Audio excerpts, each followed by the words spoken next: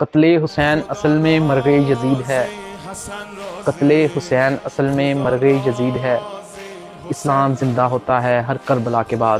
محرم ایک ایسا مہینہ ہے جو کہ ہمیں اس بات کی یاد دہانی کراتا ہے کہ اللہ تعالیٰ نے اپنا دین اسلام کی سربلندی کے لیے اپنے صحابہ کرام، اپنے انبیاء کرام کا چناؤ کیا اور دین اسلام کی بلندی فرمائی۔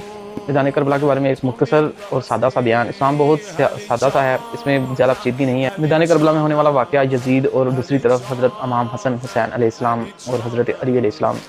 امام حسن حسین نے اپنے نانا کا دین اسلام کی سربلندی کے لیے اپنی جانوں کا نذرانہ قربان کیا۔ دوسری جانب جو یزید تھا وہ بھی مسلمان تھا، وہ چاہتا تھا کہ میں اپنی حکمرانی کروں، اپنا دور حکومت لے کے آؤں جس میں زنا، فحاشی اور شریعت کے ممانعت احکامات جو ہیں میں ان کو سر عام اپنے اقتدار میں چلاؤں۔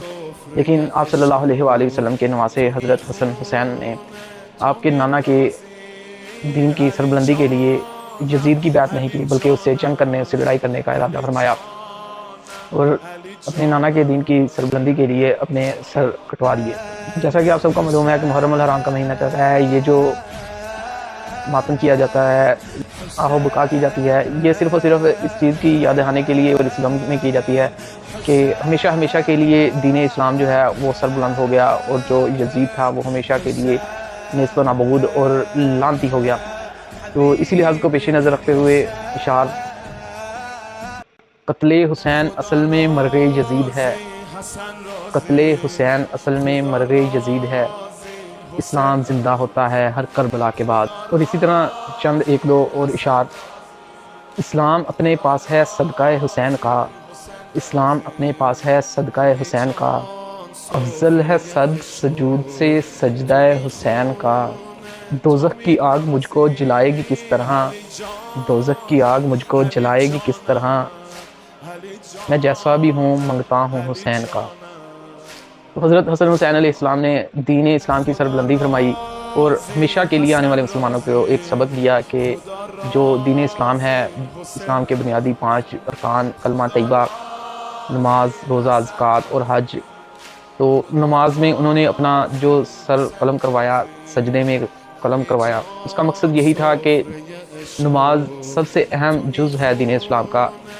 کلمہ طیبہ آپ پڑھتے ہیں، آپ مسلمان ہو جاتے ہیں، آپ دین اسلام میں شامل ہو جاتے ہیں۔ اس کے بعد پھر نماز کی باری آتی ہے، اس کے بعد پھر روزے کا آپ کفارہ ادا کر سکتے ہیں، روزے آپ ایک مقررہ وقت کے بعد بھی آپ رکھ سکتے ہیں، ٹھیک ہے۔ اور اسی طرح پھر حج ہے، حج اگر صاحب استطاعت ہیں آپ تو آپ حج ادا کر سکتے ہیں۔